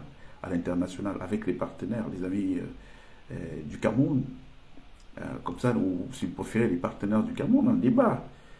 Vous avez le choix, soit vous continuez à soutenir ces gens-là, et bon, il n'y aura pas plus de pays. Hein. C'est aussi simple que ça. Je le dis. Et quand je le dis, ne me dites pas, c'est un pouce à l'insurrection. Mais c'est juste que on ne peut pas continuer. Mais d'où vient l'idée, par exemple, j'ai entendu dire que aujourd'hui, au niveau du RDPC, ils travaillent le schéma selon lequel le président il laisserait un de ses fils aux affaires. Mais vous pensez qu'Aïdio n'avait pas d'enfants? Aïdio avait des enfants, Aïdio avait des amis. On a connu les Sadou Daoudou à l'époque, tout puissants, les amis d'Aïdio à l'époque. Mais ce type-là, il a appelé qui? Il a appelé un boulot du Sud pour lui dire, bon, c'est toi qui va prendre les choses après moi. Donc comment vraiment certains, au regard du bilan catastrophique qui est les leurs aujourd'hui, peuvent imaginer un seul instant que l'après cette catastrophe, ça va être encore eux? Ça n'a pas de sens, honnêtement. Si au moins on était sur un bilan réduisant, disant, bon, les gars, ils ont travaillé, nous-mêmes on voit tout ce qu'ils ont construit, bon, voilà, on pourrait dire, oui, ils ont bossé, donc c'est légitime qu'ils revendent, mais ils n'ont rien fait. Ils ont détruit ce qui existait, enrichi à titre personnel. On a vu des gens privatiser quasiment le patrimoine de tous les Camerounais. Ils ont fait du bois du Cameroun leur affaire personnelle. Là. Les grumiers passent, ils tuent des enfants, personne ne rend compte, ils ne payent pas de taxes et tout et tout. Mais quand même, comment des gens comme ça peuvent envisager un seul instant être une alternative au cauchemar que les Camerounais vivent aujourd'hui? Moi, vraiment, j'émets des réserves.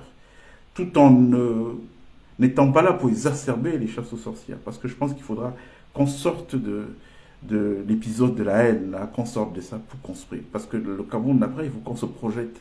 On ne peut pas avoir le même esprit qui doit bâtir, habité par des Roland de ouais, tel m'a fait ceci, tel m'a fait cela. Il faut que non, il faut qu'on passe à autre chose. Il n'y aura pas assez de temps. Il faut travailler rapidement pour rattraper le temps perdu. On peut y arriver, c'est rien. C'est le gars qui arrive au pouvoir aujourd'hui, il dit bon voilà, première décision, maintenant on fait une gouvernance de talent. Tous les gens qui ont de la diaspora et d'ailleurs qui ont de l'argent, le pays met en place une espèce de Small Business Act. Aux États-Unis, c'est une loi qui donne la préférence des marchés nationaux aux entreprises locales. Donc voilà, Small Business Act, la préférence de tous les gros marchés au Cameroun. Il faut créer des champions locaux. Oui, qu'on arrête de faire cette croissance qui profite, qui est rapatriée, qui profite aux multinationales, qui la rapatrie aussitôt chez eux. Et donc il y a rupture de création de la chaîne de valeur. On n'est pas en train de profiter de faire ça. Il faut ramener tout le monde autour de la table et des gens compétents, rien que la compétence.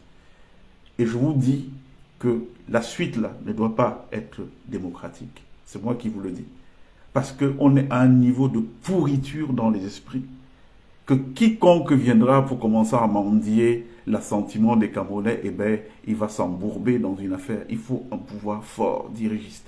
On ne fait pas pipi là, on vous attrape en train de faire pipi. Parce qu'on aura généralisé la vidéosurveillance avec reconnaissance faciale. Où que vous soyez, que vous jetez un papier, on peut avoir votre identité instantanément. Parce que vous êtes filmé par une caméra qui dit, bon, c'est M. Palmer qui est né à telle date, qui habite à tel endroit. On vient vous prendre devant vos enfants et on vous met 50 coups aux fesses. Et puis les gens vont se discipliner. Et il y a trop de pourriture dans les esprits au Cameroun. Trop de pourriture. Donc on ne peut pas en sortir autrement que par l'ordre, la discipline. Et donc pour ça, il faut des gens qui sont patriotes, capables de se sacrifier même à titre personnel pour que ce pays puisse aller de l'avant. C'est tout simplement ça. Alors, il y a qui... il y a Solange qui dit mon PV que le résultat ne suit pas, qu'on y place n'importe qui tant que le peuple ne souffre pas en avance. Mais tout à fait. Hein? Que font les Camerounais dehors? Que font les Camerounais dehors? On a un pays sur le plan spirituel qui pèse très très lourd dans l'histoire du monde. Il y a des secrets que vous apprendrez bientôt. Vous comprendrez pourquoi beaucoup de gens qui parlent de partout, quand il s'agit du Cameroun, ils se taisent. Les connaisseurs connaissent, ils savent ce qu'il y a au Cameroun. D'accord? Donc un pays comme ça ne doit pas avoir ses ressortissants qui sont à l'étranger. Ils font quoi à l'étranger?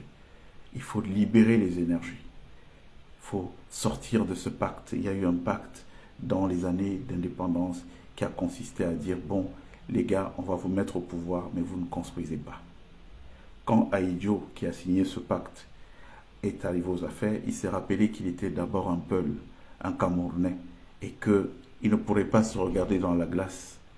S'il passait sa vie à jouer contre les intérêts de son pays, il s'est mis à travailler, à construire.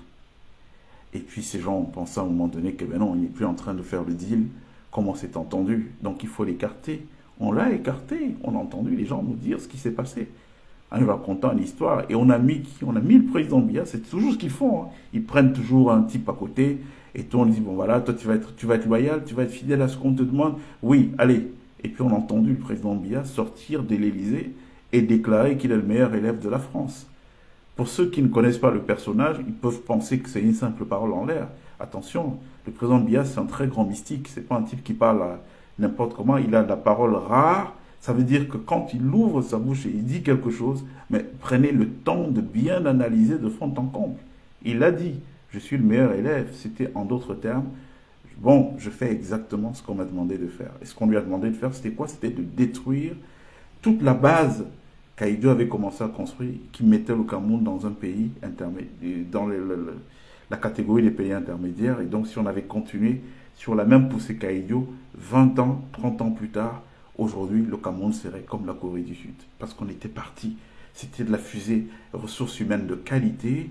Vous vous rendez compte des ressources matérielles, minières et compagnie, tout ça. Mais qu'est-ce qui manquait à notre décollage? Rien. Juste un leadership vertueux.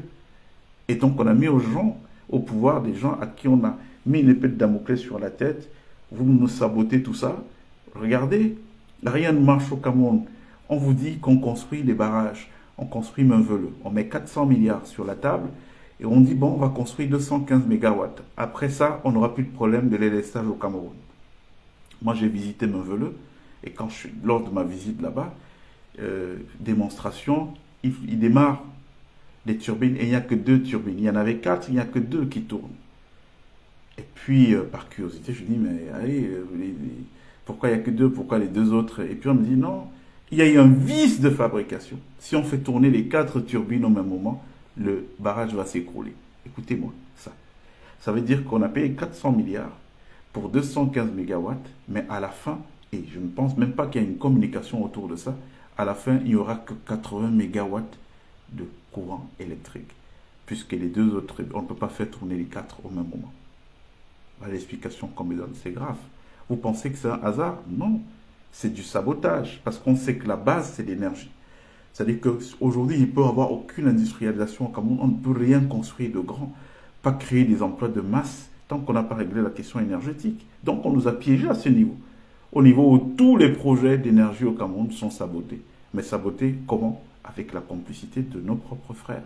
Parce que c'était l'agenda de l'époque. Rien ne doit bouger. Vous êtes là, on vous garantit d'être au pouvoir, on va vous protéger, vous, vos familles, mais rien ne bouge. Vous veillez à ce qu'il n'y ait pas de projet qui amène le Cameroun à être au-delà de ce qu'il est.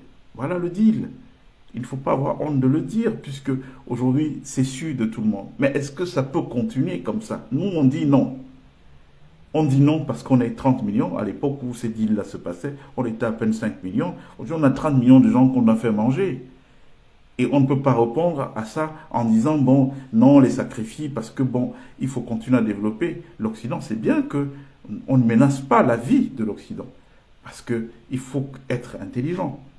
Si vous poussez les autres à les derniers retranchements, ils n'ont plus la possibilité de manger. Mais qu'est-ce qu'ils vont faire? Ils vont lutter de toute leur force, même s'il faut vous détruire, et ils en ont les moyens, pour ne pas mourir. Donc il faut juste trouver une nouvelle base équilibrée de rapports qui font que nous, on émerge, et eux, ils ne sont pas détruits. Et donc, on avance de cette manière, de manière équitable. Mais on ne peut pas continuer avec un système comme ça. Tous les projets que vous voyez au Cameroun sont sabotés volontairement. Parce que le but, c'est que si un projet va générer un effet multiplicateur pour l'économie, mais c'est dangereux, parce que ce n'est pas dans l'agenda. L'agenda, ce n'est pas que les choses se développent. C'est ça le deal qu'on a obligé nos aînés à signer à l'époque. Sauf qu'il est temps aujourd'hui que les choses changent, qu'on essaie d'aller vers autre chose. Moi, je ne suis pas pour qu'il y ait des ruptures brutales, parce qu'on ne construit pas un pays sans sérénité. Et dès que vous allez sur des ruptures brutales, vous ouvrez aussi la place à la psychose de quoi? De la déstabilisation. Parce que les autres ne vont pas rester les bras croisés en disant, ok, les Camerounais ont décidé de partir, nous, nos gens n'ont pas à manger chez nous, on va laisser comme ça. Non, ils vont lutter de toute leur force pour empêcher que les choses soient comme ça. Et donc, nous, on n'aura pas la paix aussi. Or, il faut de la paix pour construire. Donc, il faut être malin pour partager. Comme ça, on avance, les autres aussi avancent. Il n'y a personne qui a intérêt à ce que le pays soit dans la chaîne libre. Mais on ne peut pas continuer avec la géopolitique de Gaulle, où l'Afrique, on vient prendre et puis les gens meurent de famine en Afrique, il n'y a rien. Vous pensez qu'il n'y a pas de courant électrique au Cameroun aujourd'hui parce qu'on ne sait pas comment on fait du courant électrique? Soyons sérieux. C'est que c'est une volonté que les choses ne bougent pas, qui est entretenue par nos gens en nous.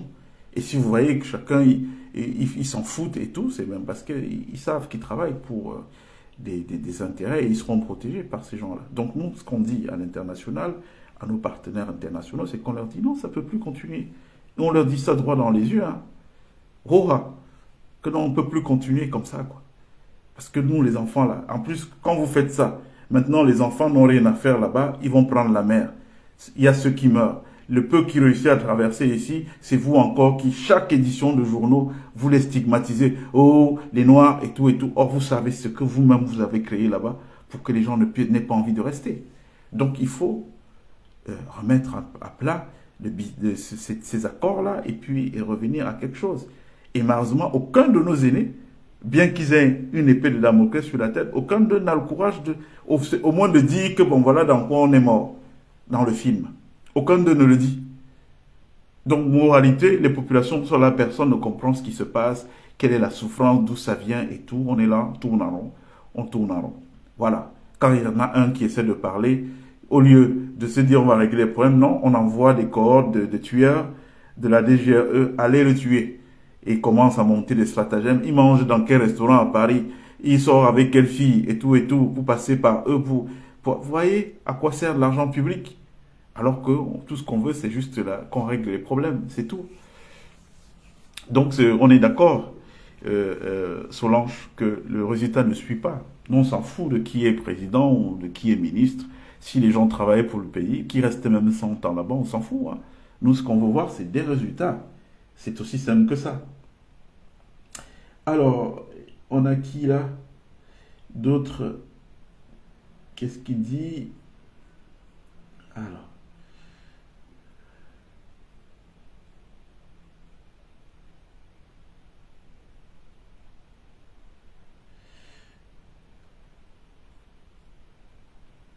Bon, j'arrive pas à voir tous les autres commentaires qui apparaissent. Voilà. Mais je pense que pour l'essentiel, on s'est dit tout. En tout cas pour ce soir. Je vais faire juste un petit récap sur la question du retour de Monsieur Kamto, le président du MRC. Je trouve que, allez, ça n'a pas de sens cette agitation. Un leader politique qui rentre a le droit de se réjouir avec ses supporters. Dans une démocratie, c'est un classique. À la limite, c'est même le MRC qui devrait demander au pouvoir, aux autorités sécuritaires du pays de mettre quelques militaires et quelques policiers, pardon, pour encadrer. Mais on n'a pas besoin pas de besoin de tension, d'une état d'urgence quasiment hein, dans le pays, sachant que cette même police-là, quand on a des microbes qui sévissent dans le doigt-là, on ne voit aucune de ces autorités prendre leurs responsabilités. Donc ça n'a pas de sens. Laisser le MRC et tous les autres partis faire leur vie. C'est tout. Maintenant, pour tuer, si vous voulez pas que ces gens-là soient audibles, travaillez. Vous n'avez pas travaillé. Bon voilà, maintenant, allez vous reposer. C'est aussi simple que ça. On est des frères, ne nous poussez pas à poser des actes vaches qu'on va regretter après parce que c'est la famille. Tu tues un tel, après même c'est ton deuil. Encore. Ah oui, j'ai participé à le tuer, maintenant c'est moi qui dois l'enterrer. Donc ne poussez pas les Camerounais à poser des fraticides. Parce que c'est pas ça qui va nous permettre d'avancer. S'il vous plaît, aidez-nous. Vraiment, vous n'êtes pas dans le coup. Ne poussez pas parce que c'est vers ça qu'on est en train d'aller.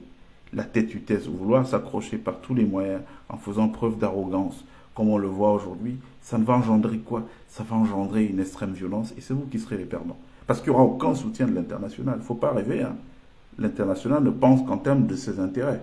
Donc je crois qu'ils sont en train de comprendre, pour ne pas dire ils ont déjà compris que s'ils veulent continuer à avoir une part d'intérêt dans ce pays-là, ils sont obligés de composer avec la masse critique de gens qui pensent qu'aujourd'hui on ne peut plus continuer avec ce système. Ou sinon on arrive à un Cameroun qui est partitionné. Les tout pourris, ils se rallient ou ils créent leur micro-État. Bon, allez, comme certains de nos frères, Boulou, ils veulent trop. Bon, alors, ils vont créer l'État de Boulou dans le truc, et les Bamis vont chez eux et tout, et en ce moment, il n'y a plus de Cameroun dans ce que nous connaissons aujourd'hui. Donc voilà, maintenant, si on veut garder cette entité, on est obligé de repenser la façon de gérer les choses. On ne peut plus laisser faire des choses comme ça se passer avant. Voilà ce que je veux dire. Donc, vraiment, laisser le MRC et puis permettez qu'il y ait une vitalité politique. Moi, j'ai aimé l'idée qu'il y a un parti qui organise des événements à l'étranger qui marchent. Même pour l'image du Cameroun, c'est pas mauvais de voir que les Camerounais peuvent se mobiliser. je trouve que c'est même plutôt bien. Maintenant, laissez-les le faire aussi à l'intérieur. Ça n'a pas de sens de vouloir bloquer ça.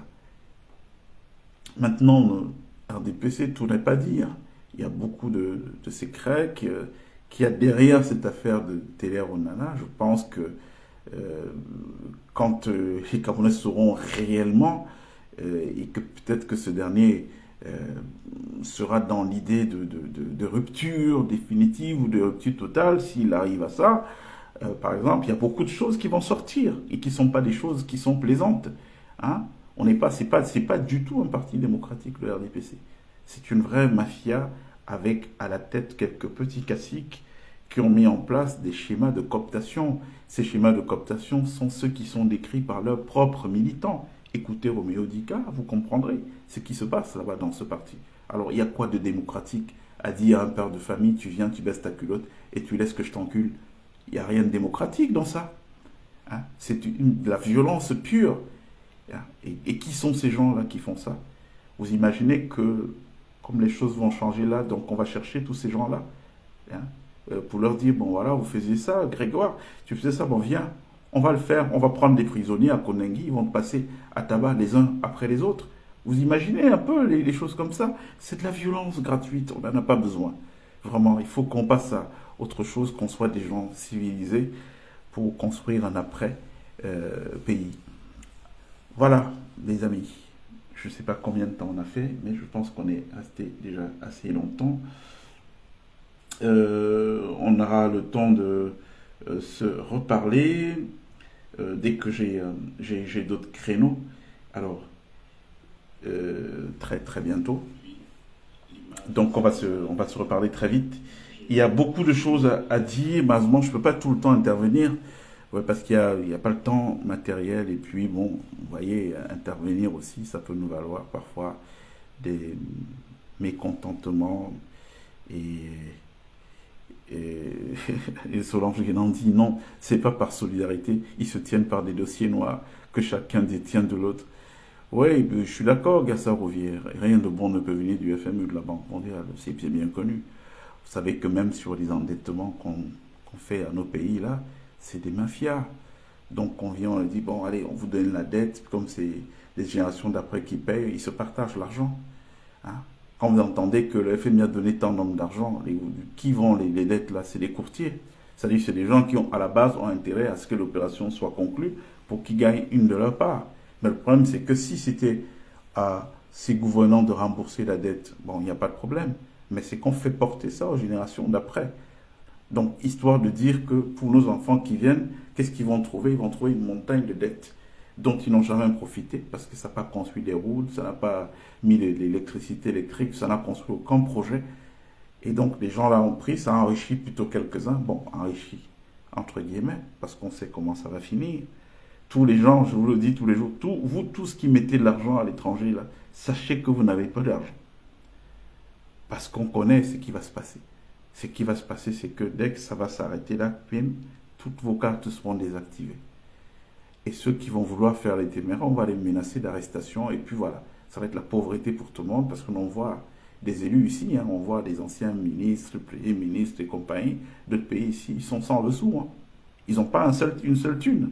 Et tu te demandes, mais putain, vous étiez à la tête de milliards et tout, qu'est-ce que vous en avez fait? Bon, on sait ce qui se passe. Donc, je crois que le moment est peut-être arrivé de battre le rappel de l'argent. Si vous ne pouvez pas vous exposer en vous mettant devant pour investir, mais trouver des prête-noms. Appelez-nous, appelez un tel et tout qui se mettent devant pour porter un projet, parce que votre argent n'a d'avenir que de cette manière. Si vous pensez que c'est gardé dans les paradis fiscaux, vous allez en jouir, vous n'allez pas en jouir. Il y a 15 ans en arrière, je me rappelle, j'ai rencontré le mari d'une femme présentée comme la femme la plus riche d'Afrique, ici à Paris.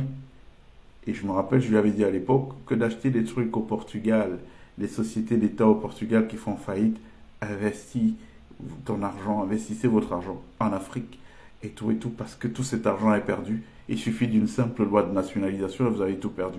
Ils n'ont pas écouté. Qu'est-ce qu'ils vivent aujourd'hui? Ils sont dans la lecture de l'heure. Exactement. Donc c'est pareil pour nos frères qui sont là-bas, qui pensent qu'ils sont riches, ils ont mis l'argent dans... Ils ne connaissent pas comment ça fonctionne. La plupart sont des villageois. que le président Biya a érigé sur la scène publique, et puis du jour au lendemain, ils croient, ils ne connaissent pas comment ça fonctionne, le monde. Donc un bouton qu'on appuie, tac, puisqu'on sait où sont leurs comptes. Qu'est-ce qu'ils croient? Que les services ici ne surveillent pas? Vous ouvrez un moindre compte ici à 5 000 euros, on a déjà passé tout, épluché tout en fond, vous allez venir mettre 1 million d'euros et on ne sait pas à qui ça appartient, d'où ça vient. Ou vous pensez que vos prêtres non la font illusion, mais non. Donc tout cet argent va être bloqué, verrouillé, c'est de l'argent perdu là, d'office pour le Cameroun. Donc il est temps de rapatrier ces sommes-là. Et à défaut de vous mettre devant pour créer des projets, donnez-le à des gens qui ont la capacité d'être des agents économiques pour que ça commence à aider le pays et que demain, vous ne mourriez pas pauvre. Parce que même financer une dialyse, ça va dépasser beaucoup d'entre vous. J'en vois ici tout le temps. N'oubliez pas que nous, on est là. Vous êtes au Cameroun. Nous, on bouge, on va à gauche, à droite, on voit les problèmes, on sait ce qui se passe réellement dans le monde. Donc, nous, on n'a pas besoin de ça. Vraiment, prenez pas de l'argent du Cameroun, vous le laissez ici et puis d'autres personnes vont en profiter, pas les Camerounais. Ça n'a pas de sens. Rapatriez l'argent. Et puis, investissez dans les projets. C'est important. On a 30 millions de jeunes qui sont assis dans les maisons, qui n'ont rien à faire. Ils ont besoin d'activité.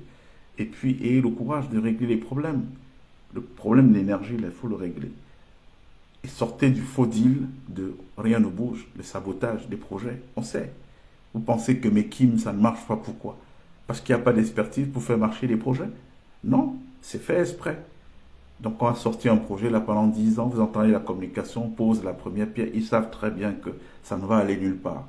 C'est fait exprès. Et puis vous voyez, ça ne va nulle part. Comme les peuples sont tenaillés par la famine et que personne ne peut demander des comptes, les gens ne suivent même pas ce qui se passe. Et puis c'est un projet enterré. Mais il y a une dette qui va être payée par les générations d'après.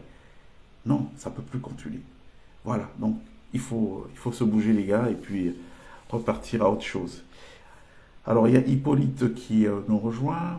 Je voulais dire merci à tous qui avaient pris le temps d'écouter cette petite conversation que je veux en quelque sorte de partage, de retour d'expérience. J'allais parler d'éducatif, mais ça va faire un peu prétentieux.